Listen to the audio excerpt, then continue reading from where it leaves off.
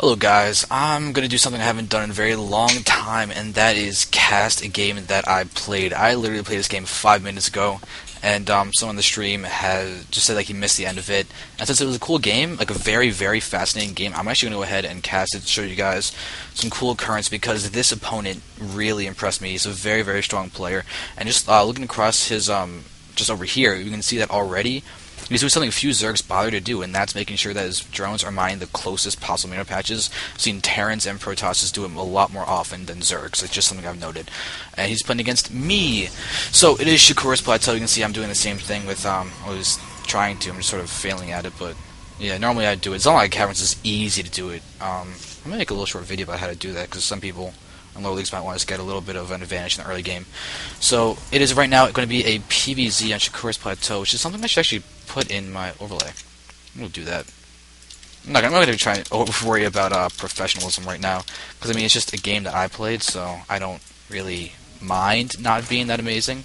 We're just going to go ahead and watch as Kedinik is going to go ahead and boost some drones. So now, I don't think... Where's my probe? Oh yeah, I scout... something I just know. I always scout to the place I can go to first on my first scout, and that is over here. You can get there faster than going cross map. So I'm just going to go ahead and run over and watch as Kedinik is going to be getting his 14 pool down.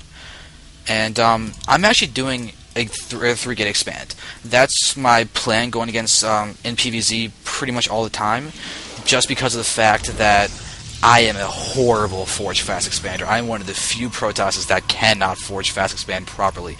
I have a sort of general idea of how to do it, but then I don't attack early enough, and then Zerg just macros up, and then Zerg overruns me when I try and move out. That's kind of how my games go. What is Kedinik doing with these guys over here? He has them selected. I don't know what he's looking for. Oh, he's probably waiting for me to go away, and he's going to try and get his Nexus over here, or his hatchery. I think that's what his thought process is, and now he's going to go ahead and send those guys down. But I am trying to delay a little bit, and I lose track of my probe right before I go to actually take control of it once again. I think my camera should go there like right now. Yeah, you can see my camera's right there, so I decided to just cancel this instead. And the reason why I canceled the pilot just leaving it there is that the Zergans are on the way.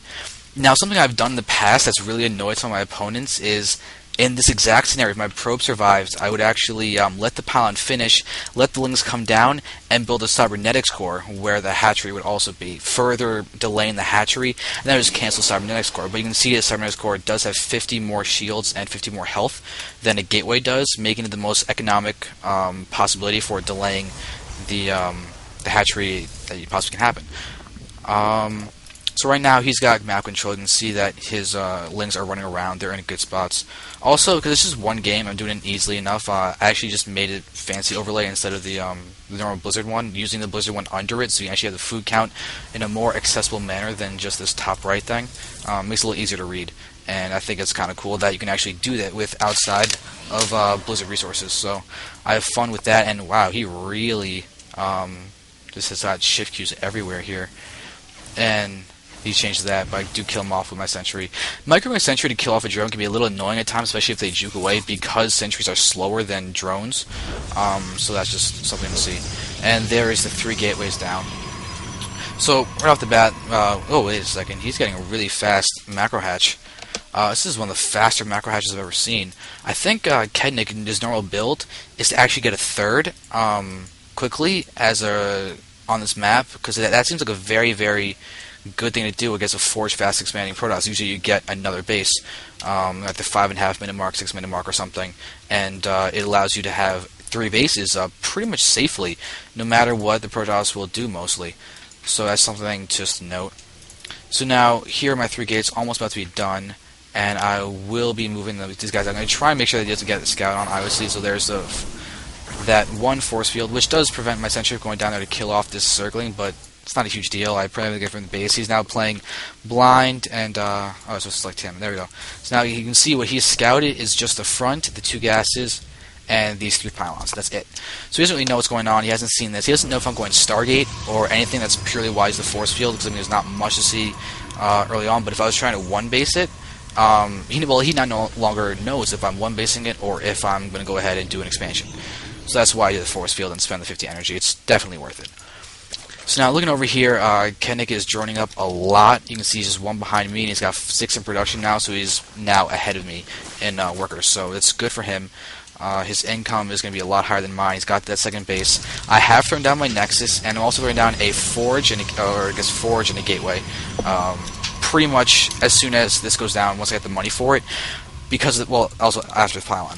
But the whole point for this is that I like to get a very early +1. That's one of the things I do all the time in PvZ is get a very early +1 attack and keep on upgrading. So I'm trying Chrono Boost. So I can see that Chrono Boost is not horrible. It hasn't gotten 100 yet this entire game. So I still have 1 left. We'll see what I use it on at the moment. I should be there it is. So there's a warping of system zealots and sentries. So I only have 2 zealots, mostly sentries. I'm letting my sentries get a lot of energy and only a single stalker. So now there's my 4th gate up. There is my Nexus and the huge transfer. Pretty much I try and do it as fast as I can so they can all start mining instantaneously. And that allows me to get pretty much the max income I can. See, now my income is going to get a little bit higher. He's at 1,500 though. You can see he's been droning up a lot. 53 drones to my 34 pros. Which is why I think that this base is supposed to be a 3rd normally, but because I didn't Forge Expand, he didn't get 3rd. There is the 3rd base going down right now for him, so his economy is huge. 8 drones. He's droning up a ton. This is impressive droning. You can see though that there's going to be a lot of difference in our armies, as my army supply, actually his army supply is a lot bigger than mine. His food is really starting to get up there. What's in production? How's his army count? So, oh no, his army, his worker supply is a little big. His army supply is not, so I have a 32 to his 1. So he's playing pretty riskily right now. He's probably going to flow with a lot of units soon. You can see this Roach Warren is almost done. And he's his 3rd going up. He has vision, so he sees my army pushing out, and as a response, you're going to see that it's actually going to end up canceling this, just because of the fact that he knows he can't keep that 3rd. He needs to get units now. 28 Zergans are in production. He has a Spine Crawler and a Spore Crawler, just in case of DTs. I'm looking at this. A DT could probably just hit on this side down here and not be seen. But now a lot of links are going to come in, and I have this force. He's got 5 ores, I don't know why, but now here we're going to go in. I'm going to start spamming force field and killing off the links. So I don't think they get any kills at the moment. So, they killed a couple units there on the top side, not too badly. But now the problem is the Spore Crawler. The Spore Crawler is doing a lot of damage, so I'm just going to kill it immediately. My probe is still in the fray. Wow. Like, he did plop down a forward pylon so I can reinforce this quickly, and now I'm having this force field there. Just make sure that no reinforcing can come down. You can see me doing it at the top of the ramp so they can't come down and really hit me, but they are attacking this guy. Hallucinated Phoenix to go ahead and make sure that I can scout for any 3rds. And now I'm pretty much guaranteed to take out this base. You can see all these drones are going to come in now. I'm going to start taking them out as healthily as I possibly can. And his roach count is starting actually pretty high. So I killed the hatchery, 1 more force field, and then I'll run away. And all my units will survive because the broodlings will not survive any longer. And I saw the drones retreat, so I'm going to start chasing them down, trying to kill what I can. And I do get a few kills off, and now I'm just basically looking for a 3rd, because I'm wondering why he doesn't have a 3rd, because I'm expecting Zerg at this point to get that 3rd, but needless to say, he canceled it. So this is why I sent that Phoenix down there. Getting hallucination right after Warp Gate, I think, is an essential thing to do if you want to move out the way I just did. Because if they're planning on that, because it used to be a common thing that Protoss would do, but not so much anymore. First off, just appreciate his macro, 93 to 99, and he's got a huge Roach Force out. So I should be really, really careful. You can see me, I'm about to poke in again and try and do this, but I see those guys, and I'm just going to force field and retreat pretty much. I see these guys. I'm trying to do a few more fancy force fields to kill off some units, like right there. But I can't stay here for long. I'm getting caught on the low ground in a bad spot, so I'm just going to retreat, try and coax him down the ramp so I can split his army in half at the top of the ramp and take him out. But instead, I'm just going to kill off the drones as they try and come back. So these are some great kills for me. You can see that so far I've killed 26 workers, and he's still at 92 food to my 97, and he's essentially on 1 base right now, and that is incredibly, incredibly impressive. And he's getting out more and more roaches. I'm just seriously impressed by this guy. He's getting his burrow. He's doesn't have Gleel yet. His lair is done. His army is very threatening, to be honest. Let's look at this. His army supply is now greater than mine, but my worker supply is better than his, which is going to happen when, especially because now I'm on 2 bases, he has a 1. I have almost twice the income he does, and I'm also getting my 3rd. I'm feeling comfortable. I noticed I couldn't go for the immediate kill when I poked up again, so I'm going to therefore just get my 3rd and get ready just to block off my ramp a little bit, not too much, to try and have all the pressure I can. And it's sort of a forward-ish pylon. And I did have to kill off my pylon down here in order to get up there. But you can see that right now my +1 armor is about to complete, and I'm about to have the +1/+1. His roaches, 0/0, he's about to finish his +1. And you did see that he's moving across the ramp, and my pylon service scouts then. My forward pylon service scouts, I know his army is moving down. And notice he doesn't have Gleal yet, so he's just moving at 2.25, which means that my army is more mobile than his. So he's going to move down, and I'm immediately going to start force fielding everything to try and keep the roaches from really getting away. Unfortunately, though, my sentries were a little farther down, so I didn't be able to cast the last force field to lock that hole down. So I'm just going to chase down this one roach because I see they're slow and probably try and get this guy and then pull back. I'm trying to be as aggressive as I can, but notice even food count. This guy has incredible macro. His drones are really, really high in the count, and now our economies are even. So very impressive stuff, but my 3rd just finished, and this is the thing that's preventing me from losing the game. I'm not staying on 2 bases and trying to attack him, because in that case he would actually win. His army is good enough that I would have a very, very difficult time trying to break him with just what I have. He has burrow. I have now thrown down a robo and a couple more gates just to produce, because I'm going to have 3 bases of economy now. So in total I've got 7 gates and a robo, and I'll produce off of this as much as I can. I have my Twilight Council there. I have researched Blink. My army is looking pretty solid right now. Pretty solid. Blink for all of these guys, and I have the 1/1, and I'm getting the 2/1 right now also. Just trying to make sure he doesn't move out. I have Phoenixes and everything, so I can go ahead and scout with those if I want to. 2 more gates, just a couple cannons, just to block off any lings that are trying to run in. And then I do see lings coming in. I'll just warp in some units here to block off the holes. I'll be fine, although I don't know if that's a wall off. I think I meant it to be, but I don't think I actually walled off. Now, Phoenix once again scouting. You can see the queuing of it, just looking at every single one of these bases. I have another observer running around 2 for any cloaked units, and now he's going to go ahead and try and push into me, and my force field is a second late to actually stop them, so I just to try and cancel the casting, and once again, my sentries get a little bit caught in, oh, I actually just attacked my observer accidentally. Whoops.